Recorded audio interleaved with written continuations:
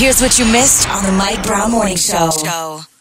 A lot of us have, a lot of you and a lot of us have received a paycheck today. So congratulations on that. But we're going to talk about that today. We're going to talk about what that means and, man, all of that stuff. Some of you are going to be able to pay your bill today. Congratulations. We're going to talk about all that and what that means later on in the show. I'm so excited. I'm happy. I'm encouraged. And a lot of times what you have to do is encourage yourself. But encouraging yourself is just as good sometimes as someone else encouraging you. As a matter of fact, sometimes it's better because that thing can be conjured up without anybody else. Think about it for a minute. If you can encourage yourself, that means that if nobody's around, it may take you a little bit longer, but if nobody's around, you can eventually find courage within yourself. Amazing. All right. So this is what I need everybody to do today, though. I don't want to have this conversation with just us. I want you to go get your cousin, your coworker, your frenemy, even your enemy. Go tell the devil, hey, tune in to the Mike Brown Morning Show today. You might learn something. No, but for real, we're going to have this information, man, is for everybody. Everybody. And it's for us to come here and you may already know this information. It may be a refresher, but I'm telling you, man, when we talk about Rich Dad Poor Dad, you're not going to be rich because you read Rich Dad Poor Dad. You have to here's what I heard Bishop Jordan say. I don't know if this is an original quote from Bishop Jordan or he got it from somewhere else, but here's what it says. The teacher appears when the student is ready. The teacher appears when the student is ready. So in other words, you could have read Rich Dad Poor Dad before, but you weren't ready to embrace it. You weren't ready to grasp from it. So it was not a teachable moment in your life for you. But now, because you have this yearning for it again, it could be that now the teacher is ready to teach in the form of these types of books and this type of information and knowledge, because now you, the student, are ready to receive. And so let's be students. The teacher has appeared and we are the students and we're ready. So we're going to get these fundamental truths. They are very fundamental, but they are true and they yield results. I promise you. You have to start somewhere. You have to crawl before you walk, right? You have to walk before you run. But all the while you're doing something until you can do something different. And so, yeah, a lot of us don't want to work our jobs, but we have to do it until we can do something different. And so it's going to be great. We still don't have a president-elect. Isn't that something? We still don't. And we're going to get into that, too, because it's funny how Donald Trump can have his press conference and say the things that he said about stop the count. But in some areas, as they count, it's actually helping him.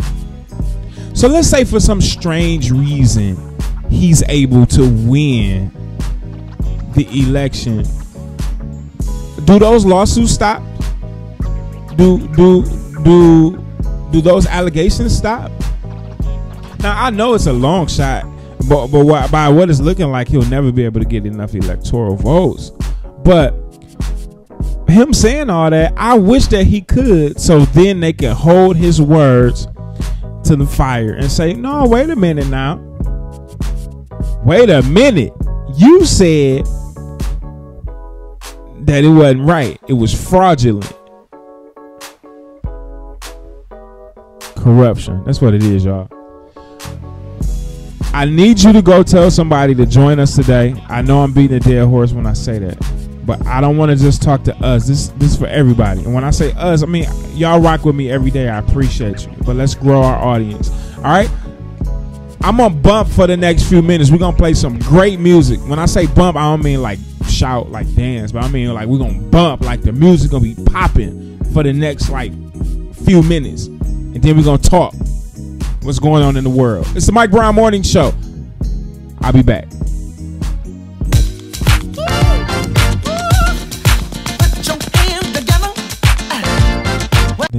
And eventually the light is going to shine through. You're going to be out of that darkness. You're going to be out of that tunnel. There is light. That song is good too. Okay. I was listening, watching, of course, still trying to figure out who the next president of the United States is going to be. And it's been Tuesday for 3 days now. And it look like it's going to be Tuesday for another day. Meaning that election day ain't over. And let me just say some things that are just common sense real quick. If this is the biggest voter turnout in history, if this is the biggest voter turnout in history, doesn't that mean that this is the most amount of votes to count in history? That's a fundamental truth, right? That's not rocket science. That's number one. Number two, did not our country and the world get hit with a pandemic in March? Okay, so what does that mean? That means that the world as we knew it in as little as 7 months, 8 months has totally changed. So now what does that mean for the election? That means that most of the people that would have shown up at the polls decided that they are going to vote a different way. The number one reason that they decided to vote a different way, and when I say different way, I mean that mail-in ballots or or early voting in person. The main reason is to maintain social distance, not to be around people that I don't know, not to contract the coronavirus. That's the main reason that people either voted early in person, or they did absentee ballots and mailed them in, or they did absentee ballots and dropped them off at the clerk's office. So apparently those votes are counted after. I don't know why but that ain't the argument. But apparently they counted the votes in most places. They counted the in-person votes first. Okay, I get it. It's election day. So let's do that, and then we'll count all of the other votes that came in before. That's fine. But you have to understand that people voted like that so that they wouldn't contract the coronavirus.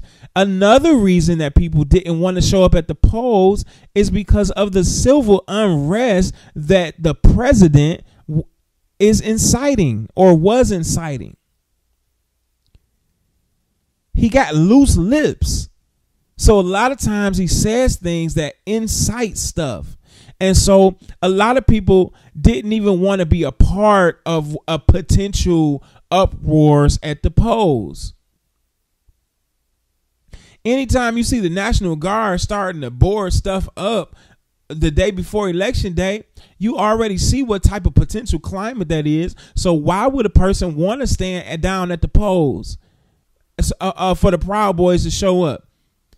And we ain't just gonna sit. If I was talking to some of my family and friends, I would use some choice words right now. I don't cuss, but I would use some choice words that I can't use here. But if the Proud Boys show up, we ain't just gonna sit there and take it. And so a lot of us said, you know what? I'm just going to go on and get this vote out the way. I ain't even going to show up at the poll. And you know what happened as a result of that? The lines weren't as long at the polls. There wasn't much civil or any civil unrest at the polls. And so that takes me back to the vision that I kept seeing. It must be spiritual, or either it has not manifest. But either way, I thank God that we didn't have that civil unrest. But the lines were shorter at the polls. And get this, here's the crazy thing. Because the lines were shorter at the polls, that means that a lot of people, how can I say this? Think of it like this. If a lot of people that voted early, if they had not voted early because of the circumstances that I laid out to you before, they would have gone and stood in line to vote, right? But the lines would have been super long, especially considering the amount of people that voted. Imagine the people that would have said, man, I got to get back to work. I can't stay in this line. Or life circumstances happen where I can't stay in this line. And how many votes we would have lost based on the people being in line. So it all worked out. It worked out for everybody. And if Trump would shut up a little louder, it could have or might work out for him.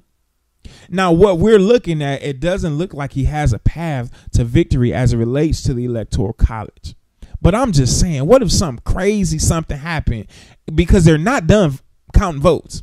What if something crazy happened where everywhere else that they're counting turned red? Then that means, dummy, you would have won. But you already talking fraud. When you do in the entertainment industry, when you do like stage work or when you do performances, like theater or concerts, there's this phrase that they have, and here's the phrase: hurry up and wait. Yep. It's an oxymoronic statement, but it carries so much weight. Hurry up and wait. What does that mean? Listen, always be ready, but understand it could take a long time. And while it take a long time, here's another oxymoronic statement. While it takes a long time, be quiet real loud. In other words, it's nothing to complain about. This is the nature of the beast. The votes have to be counted. Let the votes be counted. And it could work in your favor if you shut up a little bit louder. Now, here's another fundamental truth. At the end of a contest, of any contest, a contest means that there is some competitive nature involved in it. At the end of every contest, there's going to be either a win column. Well, no, there's going to be a win column, but this is how it's going to play out. You're either going to be the winner, the loser, or there's going to be a tie. At the end of every contest, there's going to be a winner, a loser, or there's a tie. And in the case that there is a tie, what happens then? Some kind of way, you got to figure out how to compete again so that there can either be a winner or a loser. So that's where we find ourselves right now. And so I was watching CNN last night, and I cannot find the clip, and I don't remember the guy's name, but it was a black politician standing up talking on behalf of Donald Trump. saying that they worked too hard and too long for this fraud to be going on, just regurgitating what Trump has said. I was so angry with him. Maybe this is the Lord that I don't remember his name, because I was going to go off on him today. I was going to go off because here's the thing, man. Vote for who you want to vote for. Feel how you want to feel. But when somebody is this ignorant, you need to, like I said before, you need to support him a little bit quieter. We don't need to let democracy have its course. That's it. You win some, you lose some. And here's the thing. Since you lost Donald Trump, you can always run again. Isn't that something? You see how that works? Since you lost, you can run again. You can shore up your base sure enough this time.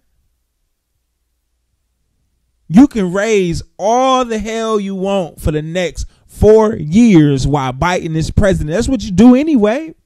You can go on a Twitter, you could go Twitter crazy. Because now you're going to be a private citizen again. You can do whatever you want and still run for president again. So I don't understand what the problem is. You win some and you lose some. But see, Donald Trump, he got this thing about he wins no matter what. So in his mind, like what he says, he really means that. Like,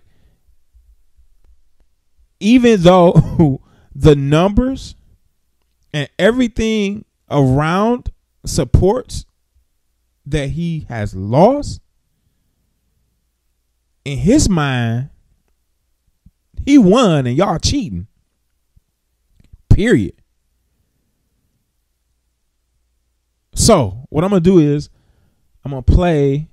Somebody may have not seen the conference that he did yesterday when he said a whole bunch of nothing. But because it's news, I got to play it for you. So I'm going to play it. I hope I may skip around through it, but I got it. You have to hear what he's saying. You have to hear it. So I might skip around through it. You might hear some other commentary from some other pundits, but I'm going to try to give you as little of that as possible as we take a listen to what it is that Donald Trump is saying. All right. I'll be back. Don't go anywhere. Efforts to protect the integrity of our very important 2020 election. If you count the legal votes, I easily win. If you count the illegal votes, they can try to... Okay, now, I have to stop right there. What are illegal votes? Mail-in votes? Mail-in ballots? We've been doing that for... I'm going to say this and I'm going to try not to stop again. You know I grew up Kojic. Everybody that's listening to me, that's Kojic. You know that the election always falls the week of convocation. If I'm lying, I'm flying. It's always the same. So what does that mean? The thousands of people that are at convocation from different states and cities all over the world, well, countries, different states and cities all over the United States and parts of the world, they are all in one location. For most of my life, that was Memphis, Tennessee. Then now for the last maybe 10 years, it was St. Louis, Missouri. If I live in Detroit and the election, if I live in Detroit and I'm at convocation on election day, how can I vote? Let me help you. Absentee ballot. And so that's how all those thousands of people voted then. How is it illegal now? All right, let's continue. I'll be back. Steal the election from us. If you count the votes that came in late, we're looking at them very strongly, but a lot of votes came in late. I've already decisively won many critical states, including massive victories in Florida, Iowa, Indiana, Ohio. To name just a few, we won these and many other victories despite historic election interference from big media, big money, and big tech. As everybody saw, we won by historic numbers. And the pollsters got it knowingly wrong. They got it knowingly wrong. We had polls that were so ridiculous, and everybody knew it at the time. There was no blue wave that they predicted. They thought there was going to be a big blue wave. That was false. It was done for suppression reasons. But instead, there was a big red wave. And it's been properly acknowledged, actually, by the media. They were. Chase Freedom Flex with new ways to earn cash back on bonus categories. Plus, always earn 5% on travel. I think very impressed, but that was after the fact. That doesn't do us any good.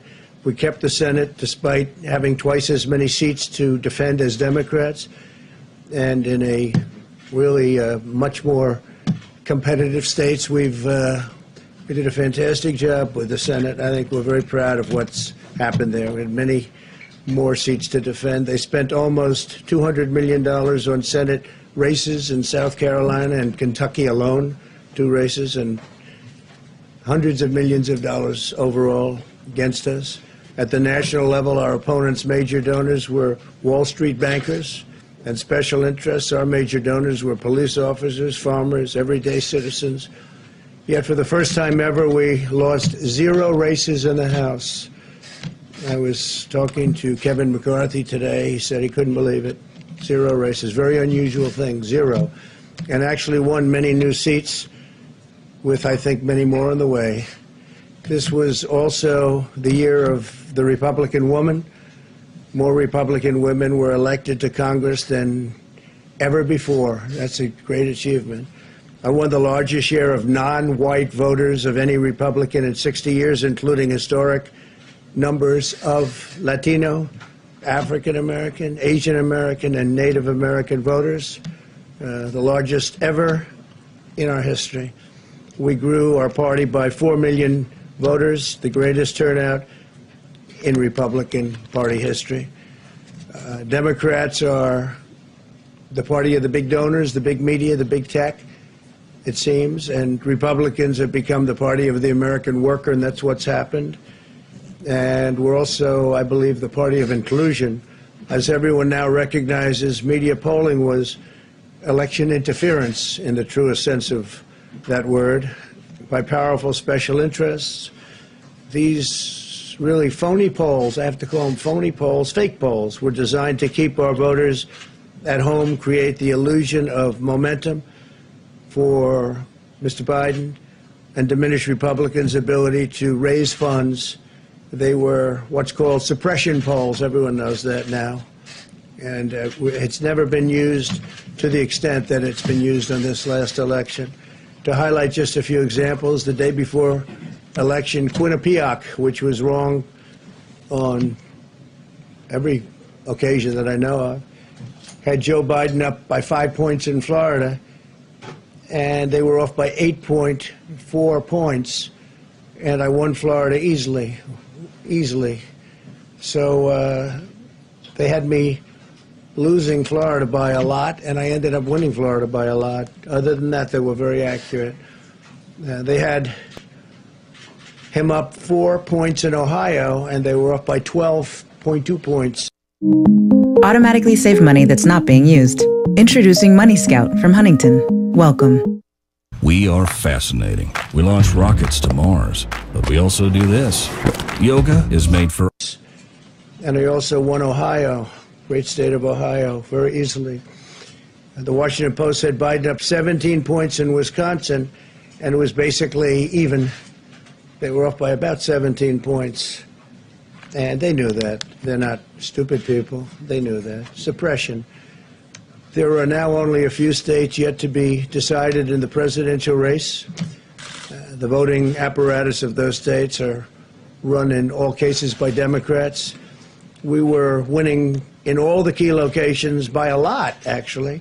And then our numbers started miraculously getting whittled away in secret, and they wouldn't allow legally permissible observers. We went to court in a couple of instances, and we were able to get the observers put in, and when the observers got there, they wanted them 60, 70 feet away, 80 feet, 100 feet away, or outside the building to observe people inside the building.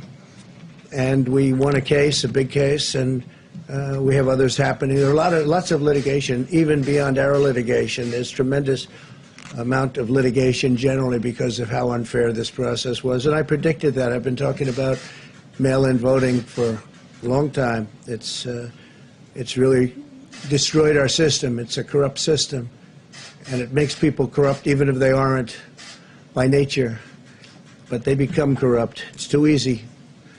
They want to find out how many votes they need, and then they seem to be able to find them. They wait, and then they find them. And you see that on election night. We were ahead in vote in North Carolina by a lot, tremendous number of votes. And we're still ahead by a lot, but not as many, because they're finding ballots all of a sudden. Oh, we have some mail-in ballots. It's amazing how those mail-in ballots are so one-sided, too. I know that it's supposed to be to the advantage of the Democrats, but in all cases, they're so one-sided. We were up by nearly 700,000 votes in Pennsylvania. I won Pennsylvania by a lot, and that gets whittled down to, I think they said now we're up by 90,000 votes, and they'll keep coming and coming and coming. They find them all over, and they don't want us to have any observers, although we won a court case. The judge said you have to have observers. Likewise in Georgia, and they're appealing. Actually, they're appealing. We won a case that we want people to watch, and we want observers, and they're actually appealing, which is sort of interesting. I wonder why they'd appeal, that all we want to do is have people watch as they do the vote tabulations. Likewise in Georgia, I won by a lot, with a lead of over, getting close to 300,000 votes on election night in Georgia, and by the way, got whittled down, and now it's getting to be to a point where I'll go from winning by a lot to perhaps being even down a little bit. In Georgia, a pipe burst in a faraway location, totally unrelated to the location of what was happening, and they stopped counting for 4 hours, and a lot of things happened. The election apparatus in Georgia is run by Democrats. We also had margins of 300,000 in Michigan. We're way up in Michigan, won the state. And in Wisconsin, we did likewise fantastically well. And that got whittled down. In every case, they got whittled down. Today, we're on track to win Arizona. We only need to carry, I guess, 55% of the remaining vote, 55% margins, and that's a margin that we've significantly exceeded, so we'll see what happens with that, but we're on track to do okay in Arizona.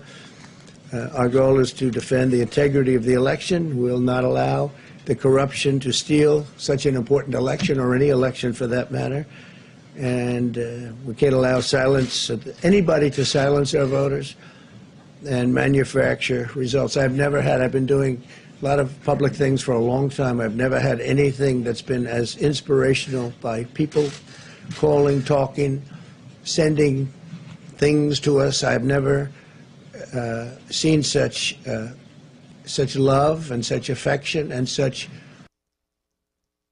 Over the last few months, Americans from all walks of life helplessly watched our economy. Spirit, as I've seen for this. People know what's happening, and they see what's happening, and it's before their eyes. And there are many instances which will be reported very shortly. There's tremendous litigation going on, and this is a case where they're trying to steal an election. They're trying to rig an election, and we can't let that happen. Detroit and Philadelphia, known as two of the most corrupt political places anywhere in our country, easily cannot be responsible for engineering the outcome of a presidential race, a very important presidential race. In Pennsylvania, Democrats have gone to the state Supreme Court to try and ban our election observers, and very strongly. Now, we won the case, but they're going forward. They don't want anybody in there. They don't want anybody watching them as they count the ballots. And I can't imagine why. There's absolutely no legitimate reason why they would not want to have people watching this process, because if it's straight, they should be proud of it. Instead, they're trying, obviously, to commit fraud. There's no question about that. In Philadelphia, observers have been kept far away, very far away, so far that people are using binoculars to try and see, and there's been tremendous problems caused. They put paper on all of the windows so you can't see in, and the people that are banned are very unhappy and become somewhat violent. The 11th Circuit ruled that in Georgia the votes have been in by Election Day, that they should be in by Election Day, and they weren't. Votes are coming in after Election Day. And they had a ruling already that you have to have the votes in by Election Day. To the best of my knowledge, votes should be in by Election Day. And they didn't do that. Democrat officials never believed they could win this election, honestly. I really believe that. That's why they did the mail-in ballots, where there's tremendous corruption and fraud going on. That's why they mailed out tens of millions of unsolicited ballots without any verification measures whatsoever. And I've told everybody that these things would happen because I've seen it happen. I watched a lot of different elections before they decided to go with this big, massive election with tens of millions of ballots going out to everybody, in many cases totally unsolicited. This was unprecedented in American history. This was by design, despite years of claiming to care about the election security. They refused to include any requirement to verify signatures, identities, or even determine whether they're eligible or ineligible to vote. People are walking in there. They have no idea. They're just taking numbers. They're writing down things, the workers, and doing a lot of bad things. And we have a lot of information coming and litigation that you'll see that will shake even you people up. And you've seen it all. The officials overseeing the counting in Pennsylvania and other key states are all part of a corrupt Democrat machine that you've written about, and for a long time you've been writing about the corrupt Democrat machine. I went to school there, and I know a lot about it. It hasn't changed. It's a long time ago, and hasn't changed. It's gotten worse. In Pennsylvania, partisan Democrats have allowed ballots in the state to be received 3 days after the election, and we think much more than that. And they're counting those without even postmarks or any identification whatsoever. So you don't have postmarks, you don't have identification. There have been a number of disturbing irregularities across the nation. Our campaign has been denied access to observe any counting in Detroit.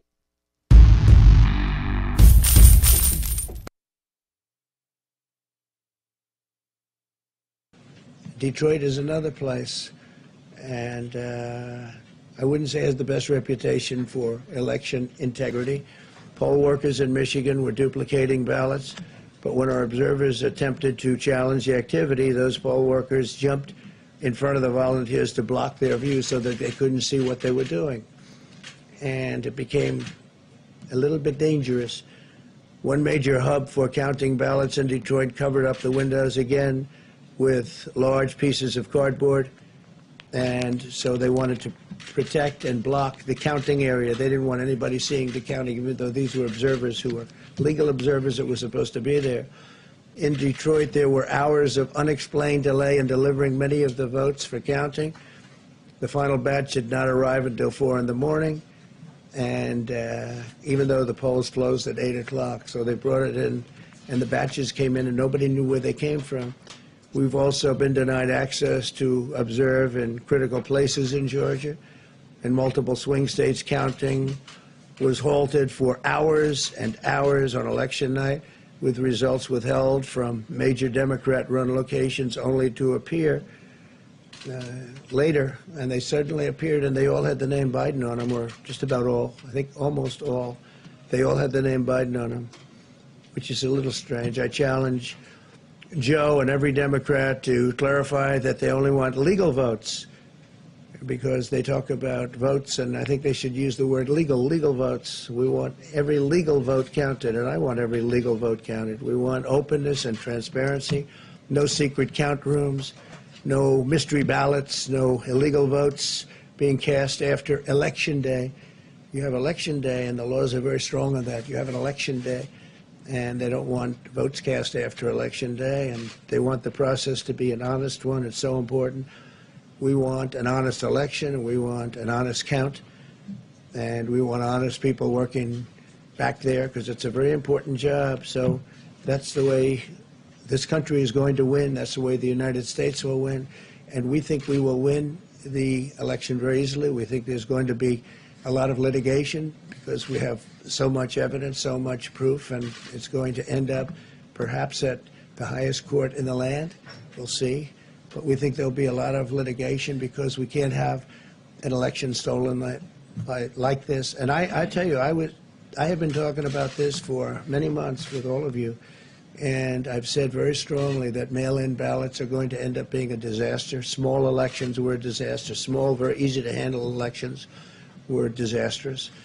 This is a large-scale version, and it's getting worse and worse every day. We're hearing stories that are horror stories, absolute horror stories. And we can't let that happen to the United States of America. It's not a question of who wins, Republican, Democrat, Joe, myself. We can't let that happen to our country. Hello. We can't be disgraced by having something like this happen. So it will be hopefully cleared up, maybe soon, I hope soon, but it'll probably go through a process, a legal process. And as you know, I've claimed certain states, and he's claiming states, and we can both claim the states, but ultimately I have a feeling judges are going to have to rule. But there's been a lot of shenanigans, and we can't stand for that in our country. Thank you very much. Okay, Saints and friends, don't be bamboozled by what it is that Donald Trump is standing up there saying with his pseudo humility. It ain't real. But my thing is, where is I need that same energy that he had at them rallies. One thing I hate, and I know that hate is a strong word, but I'm gonna use hate in this instance. I hate when people are winning and they hype when they winning, but then when they losing, you can't hear nothing from them. They get quiet. I think that's why I don't really like LeBron James that much. But that's another conversation. But where is that same energy at? You was hyped when you was winning, or when you thought you was going to win. Be hyped throughout. Don't change. No. And then, so here it is. Don't be bamboozled. He's talking about these urban cities, and in one particular part of this presentation, he said all of the votes said Biden. Well, let's look at it, Trump. You talking about Detroit? You talking about Philadelphia? It's us. It's a whole bunch of black people. It's already historically known that the Democrats got the black vote. We talk about that every day. Duh. So Detroit, if Detroit shows up to vote, that's automatically going to be Democrat. And they showed up to vote. So if you're the Republican candidate and you talking about what's happening in Detroit, yeah, the ballot's going to say Biden. Duh. Now, if we go to Lipskillet, Mississippi, and all the ballots said Biden, then now you should have a problem. Let's not be dumb. And let me talk to my evangelical friends. Don't be bamboozled by Paula White getting up there praying and her tongues and stuff. No. Now, we ain't never heard tell of, now I'm not saying that she don't do it and ain't had it, but I ain't never heard tell her having no prayer service, speaking in tongues. things of that nature. Now, it could be that it was just advertised because it was surrounding the events that are going on now. But come on, y'all. Don't be bamboozled. You either win, you lose, or there's a tie. Period. All right, that's it for that.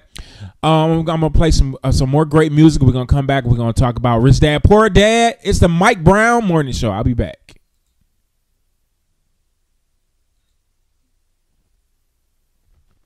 Y'all got it. So let's celebrate. Come on, Cal. The show today. I know the music been jumping. It's been bumping today. I have to pat myself on the back. So yeah, man. So got word during that break that there's no way that Donald Trump is going to win this election. See, now, up until now, he could have had a chance, but the votes have been counted, and they're still being counted. But with the Electoral College map, there's no way he can win with the states that Joe Biden have just received. This is in real time. So he's already saying that he's not planning on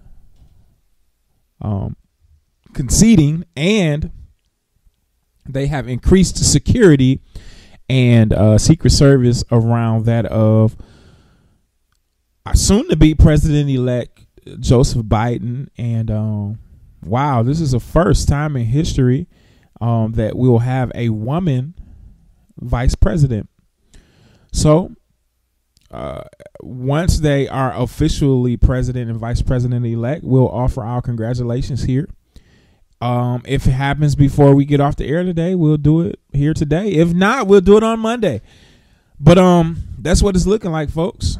There's no way Donald Trump is going to be president of these United States for another 4 years. All right.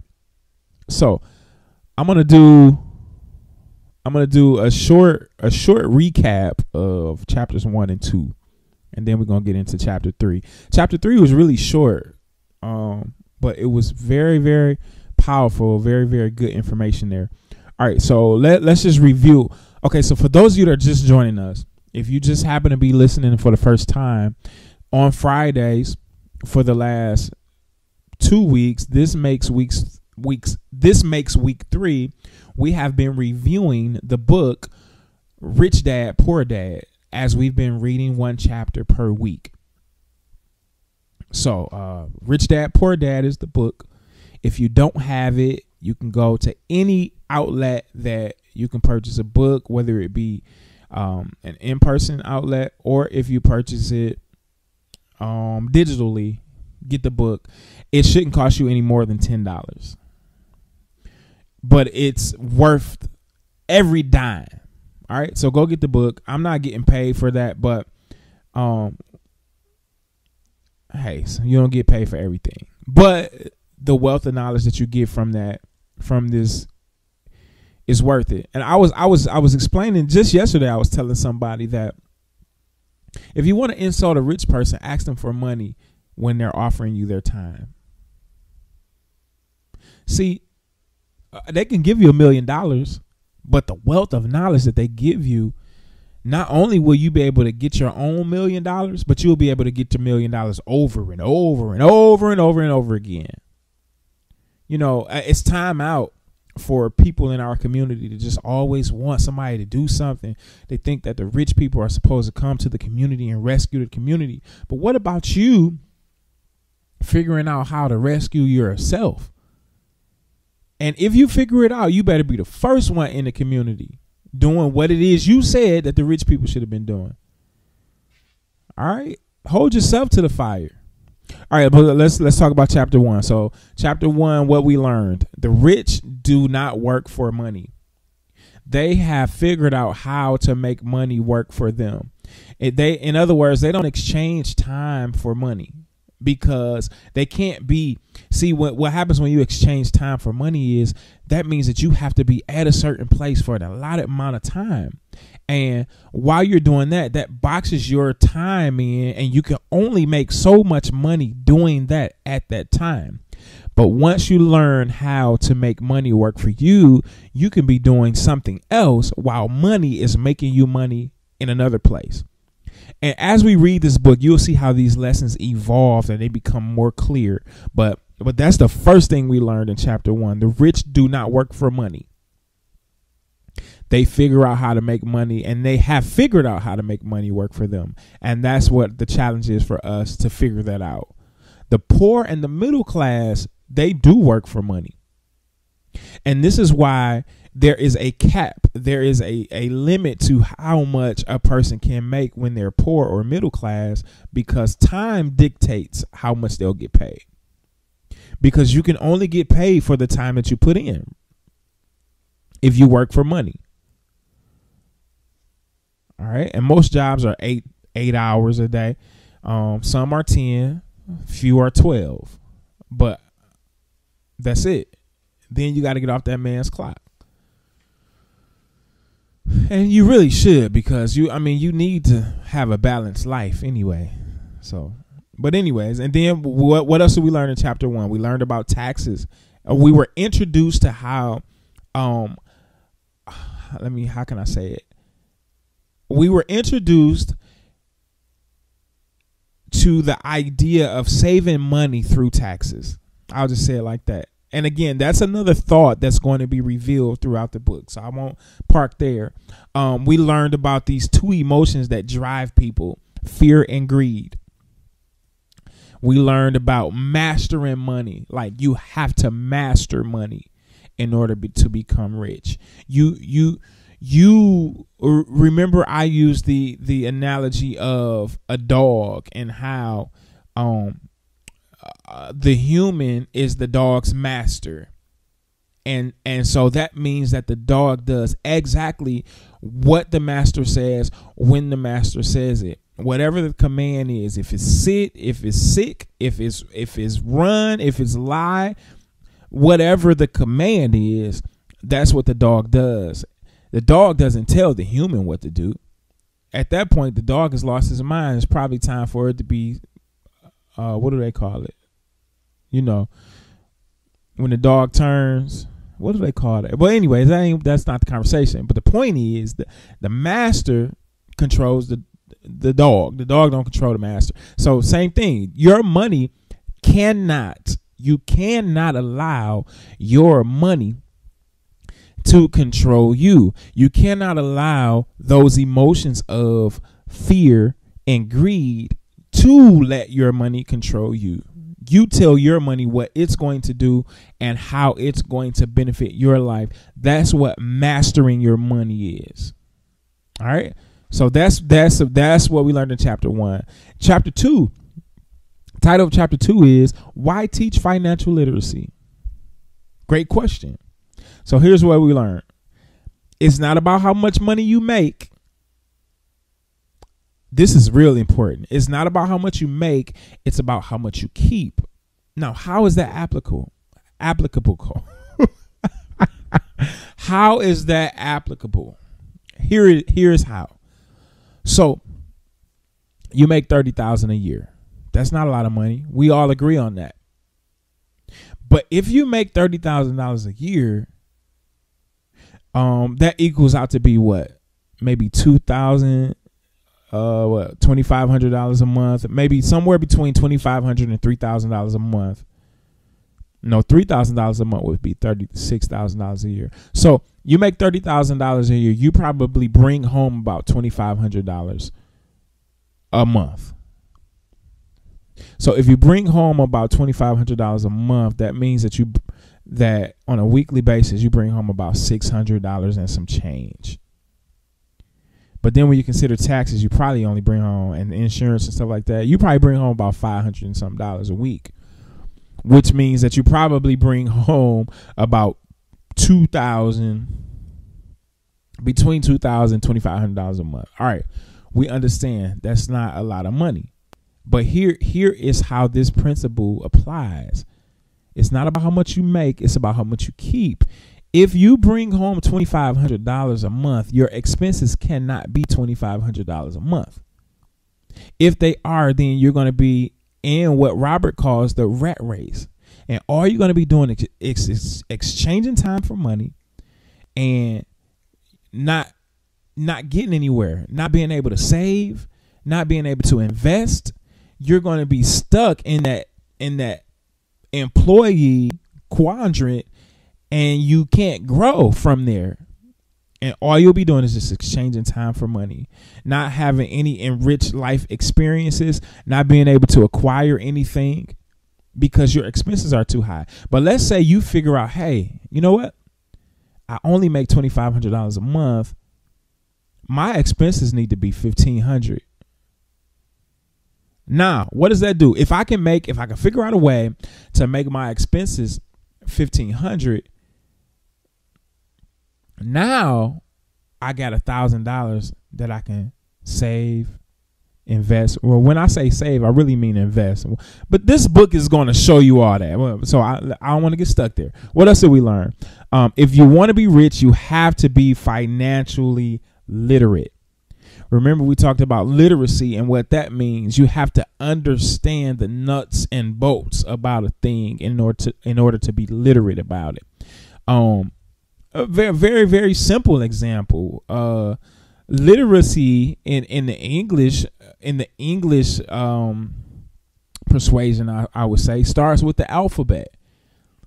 It's impossible for me to put together a word if I don't understand the alphabet. A, B, C, D, E, F, G, H, I, J, K, L, M, N, O, P, Q, R, S, T, U, V, W, X, Y, Z. If I don't understand that and get that as a part of my if that doesn't become ingrained in me, then I'll never be able to put those words together that we call sight words as children. Cat and hat and him and her and me. I wouldn't be able to put those words together if I never understood the alphabet. At the same token, if I never understood how to put the sight words together, then now I can't learn the lesson about sentences. If I can't learn the lesson about sentences, then I can't learn the lesson about punctuations. So same thing here. That's literacy. You have to learn one thing to learn the next thing. And then you have to know this in order to grasp the next thing. And so that's what it is about finances. We have to learn. We have to become literate concerning our finances so that we can continue to learn. And as we learn, we grow. And when we grow, we do better. And then we're on our road to that financial freedom or being rich. Don't be uncomfortable with the word rich. I like the word. Okay. Assets and liabilities. That's a big lesson that we learned in chapter 2, the difference between assets and liabilities. And what did we learn? Assets are anything that puts money into your pocket. Liabilities are things that take money away. Assets bring money in, liabilities take money away. And so what the rich do is they figure out how to acquire assets. That's what the focus is. They acquire assets. And essentially, as the book unfolds, you'll see that their assets become their income. See, what you want to do is eventually you want to be able to replace your income from your job. You want to be able to replace that with the assets that you've acquired. Now that comes over time, but that's the idea. And so we learned that rich people acquire assets. Now this is going to break your heart because you may find yourself here, and this is a sobering moment for me as well. But the poor and the middle class acquire liabilities and think they are assets. Ooh, Jesus. Say that again. Rich people acquire assets.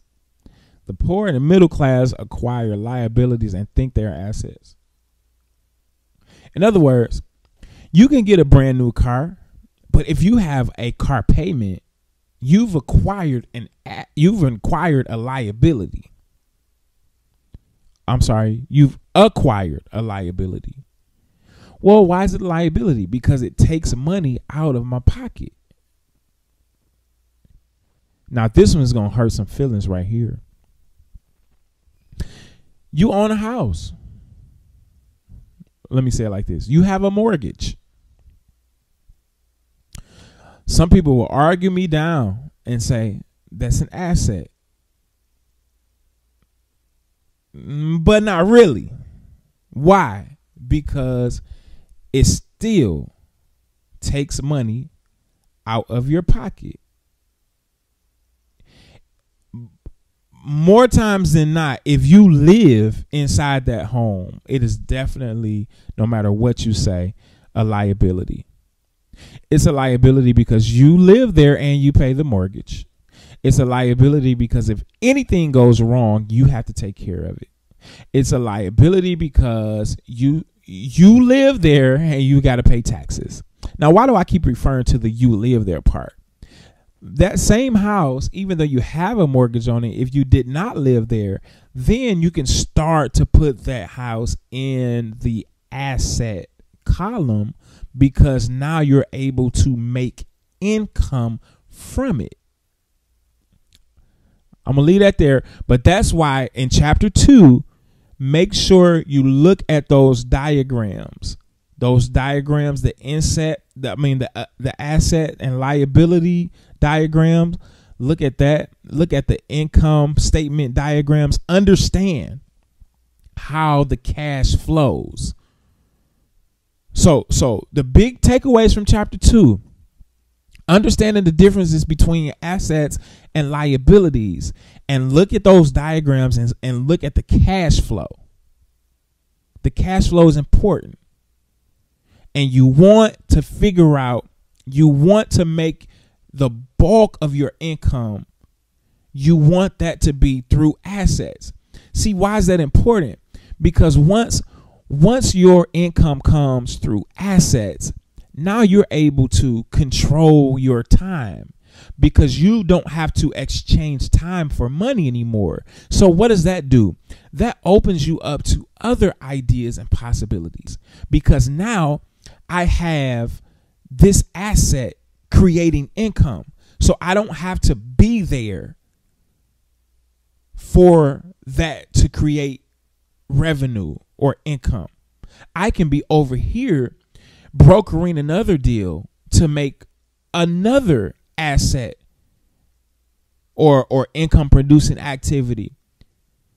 And so because I had that working, the money was working for me. I didn't have to work for it now. And so that's why we want to acquire assets. So to start that, what do we have to do?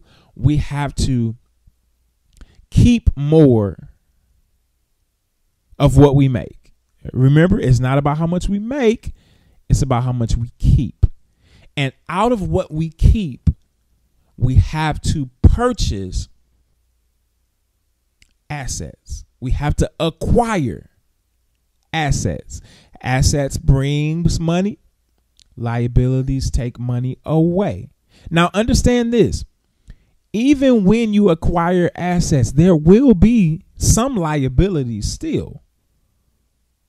But the income that's generated through the asset is going to be able to then treat the liability as an expense. It's a beautiful thing. It sounds complicated, but it's simple. It might not sound complicated. All the while, it's simple. All right, chapter 3. Mind your business. That's the name of chapter 3. Now, as a black person, that could be smart-lipped. If somebody asks you something, mind your business. In other words, get out my business. Worry about yourself. That ain't necessarily what the author means there, although it can be taken that way. But the title of chapter 3 is Mind Your Business. All right, what do we learn here from chapter 3? What do we learn? The rich focus on their assets columns while everyone else focuses on their income statements. And so basically chapter 2 kind of ended with that. Chapter 3 kind of goes into it a little bit deeper, but the rich focus on their asset columns. while everyone else focuses on their income statements. So if you focus on your asset column, you don't even have to worry about income. If you focus on an income statement, you're always you're working, you're continually working for money, and it's only so many hours in a day, and you're only one person. But if you get assets, now those assets work for you.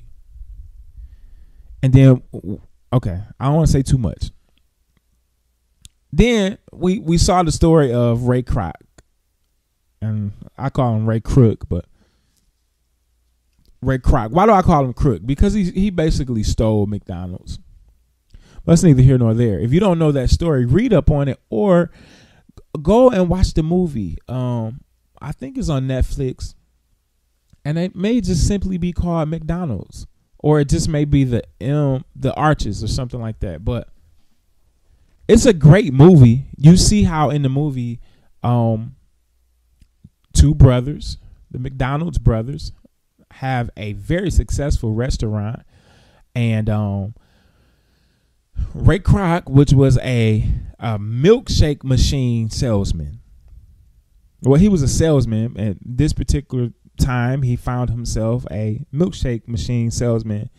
Well, he rose up on this restaurant. I believe it was in San Diego, some part of California, San something California, and he runs into this restaurant, the system that he saw. Remember when we talked about businesses and how they're systems? Well, Ray Kroc, he saw the system while he went to sell them a milkshake machine. And he saw how efficient it was. And long story short,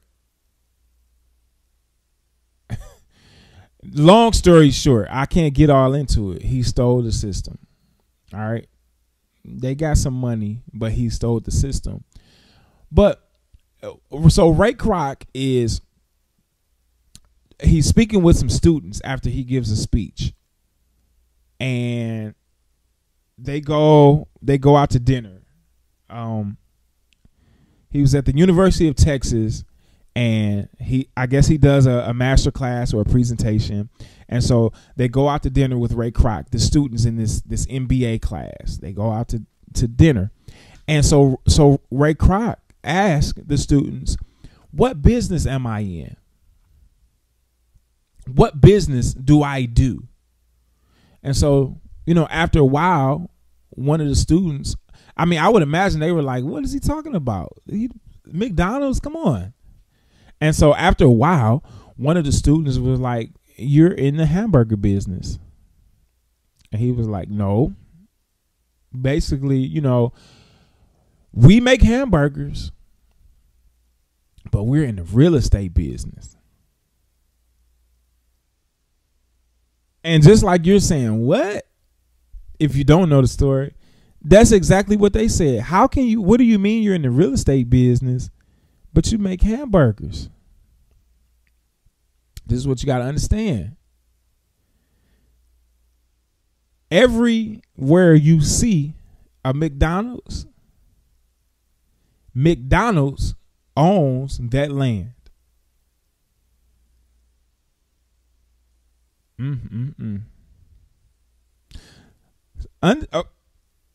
Get that. So let's just let that marinate for a moment.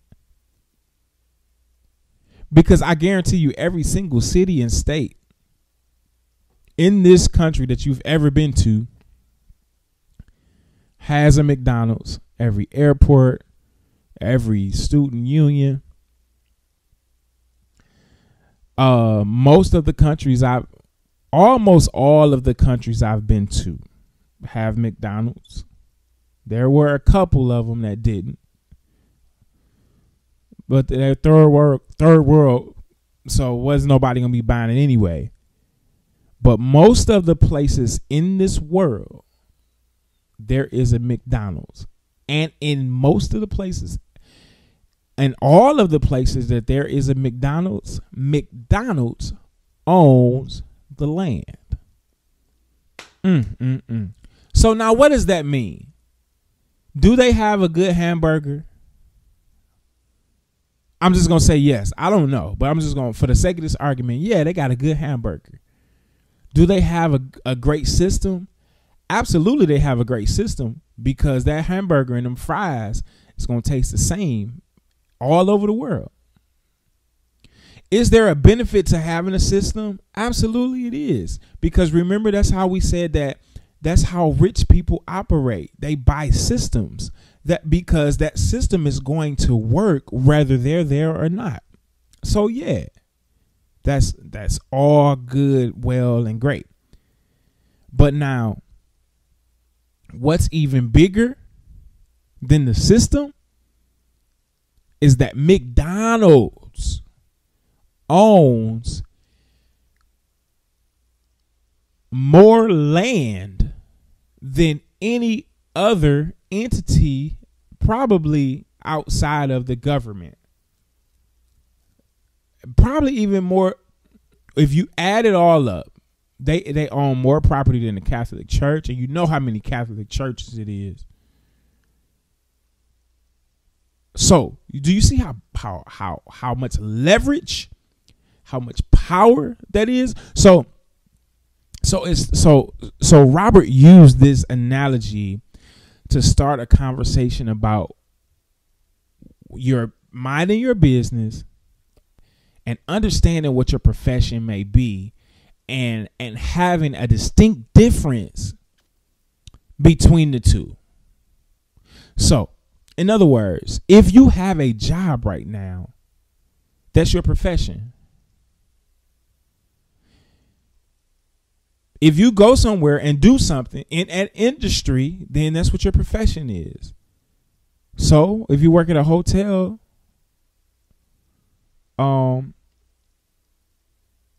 you're in the hospitality industry, so then you're a hospitality professional. If you're a lawyer, then law is your profession. If you're a doctor, medicine is your profession. You understand what I'm saying? So professions are tied to jobs.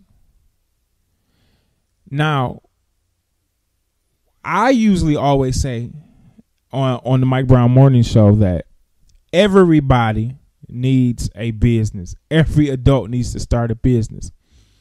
I still agree with that, but here's what Robert is saying. Robert is saying it's a great idea to start a business, but it's not for everybody. That's fair. Because if you do it right, it takes a lot of work. But the benefits are going to always supersede the work that goes into it. But here's why you have to make a clear difference, though.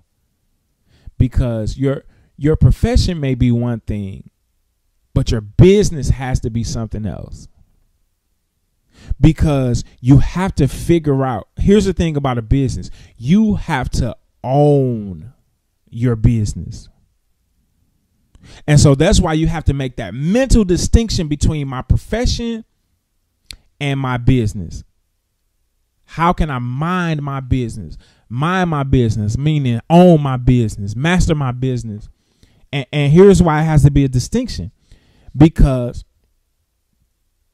if you, let's use a doctor, for example. If you are a doctor, that's your profession, right? Well, if you start a business as a doctor, if you don't own your practice, then that's not your business. Now, I'm not saying that because you are a doctor that if you start a business, it has to be in medicine.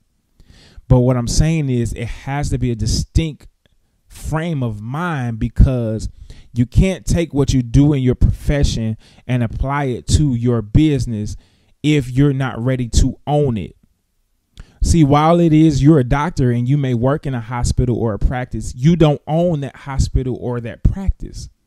But while it is that you are a doctor and you want to start a business and it happens to be in medicine, you have to quickly make the shift, because you have to not be an employee anymore, and now you have to own the business. You got to be able to make that shift. And here's why it's important to make the shift, because many of us, while it is we have a business and we own a business, we still have to do our profession at the same time because the business has not attained yet. We have not been able to buy or acquire enough assets so that we can put our profession down. And so that discussion begins here in chapter 3. Here's another thing to note. I'm gonna read an insert here from okay, yeah. So let me read this insert. So what kind of assets am I suggesting that you or your children acquire? In my world, real estate falls into the following categories: businesses that do not require my presence. I'm sorry, real asset. Let me read that again, because I said real estate. I said real estate because Robert, he talks about real estate a lot.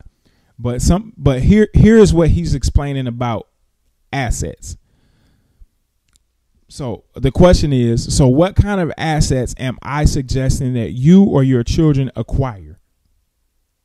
And this is what he says: in my world, real assets fall into the following categories: businesses that do not require my presence. I own them, but they are managed or run by other people. If I have to work there, it's not a business. It becomes my job. Ooh-wee. If I have to work there, it's not a business. It's my job. Let that sink in for a moment.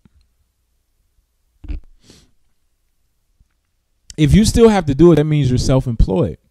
We're trying to figure out, what can I acquire that it doesn't require me to be there? Now, this is not meant to be discouraging. This is meant to force us to think. And it's meant to force us to think outside of the box. We're not going to be boxed in. All right? Stocks, bonds, income generating real estate, royalties from intellectual property such as music, scripts, patents, anything else that has value, produces income or appreciates, and has a ready market. All of those things are assets. It's going to put money into your pocket. So remember, yesterday I went on a little rant, and I kind of already, I'm not going to spend much time here because we kind of already talked about it yesterday, but what do I already have that's an asset or that I can turn into an asset? You know, so I may have gone and acquired some liabilities, but how can I turn those liabilities into assets while I figure out how to acquire assets? You understand? All right, I'm moving on. Chapter 3 was short, so here's the last point from chapter 3. Well, a couple of more points. Here's one. Financial struggle is often the result of people working all their lives for someone else. I'm going to read it again. I'm going to attempt to explain it. Financial struggle is often the result of people working all their lives for someone else. Now, what does that mean? If I work for someone else, we already know that my time is attached to the dollar amount that they pay me. So if my time is attached to that amount, that means I can only make so much. That means that a cap is put on how much money I can make. So if a cap is put on how much money I can make, then I'm setting myself up for failure. Because even if, let me say it like this, it's no way you can apply these principles and not want to do more and not want to do better. You can't apply the principle of keep more than, you can't apply the principle of it's not about how much you make, about how much, but it's about how much you keep and still desire to work at a job. It's no way possible, because once you apply that principle, then you're going to see that with the money I was able to keep, I can acquire some assets. Then once you see that and those assets start becoming income themselves, then why would you continue to exchange time for money? You don't need to. And so most people that struggle with finances, they are the people that work for someone else because they never set themselves up to even apply the first principle of it's not about how much you make, it's about how much you keep. That's key. It's, again, I'm saying the same thing over and over again, but it's so important. You can't apply that principle and have the desire to work for somebody. It does not work, because you are setting yourself up for financial freedom if you apply that principle. Last thing, start minding your business. And in some cases, you're going to have to, no, all cases, when you're starting, you got to keep your day job. But while you keep your day job, if you apply that principle of it's not about how much you make, it's about how much you keep, then you can, from those keepings, I made that up, but from what you keep, you can start buying real assets and not liabilities. Once you buy assets, once they create income without you having to work for it physically, you can then take that income, and instead of buying liabilities, you can always buy assets. What would have been a liability before now becomes an asset. And how do we arrive at that? Because we minded our business. And what does that mean? We minded our business. We figured out how to do what it is that we need to do when we're starting a business. And that's it. That was pretty good. I want to keep going, but that's all the time we have for that today. So it's been the Mike Brown Morning Show. I hope you had a wonderful time. I know that I have. It's always a pleasure to be here with you all. Do me a favor and just go tell somebody to go to the Mike Brown Morning Show YouTube page and subscribe. If you missed the show at any time, you can always go there and catch the replay.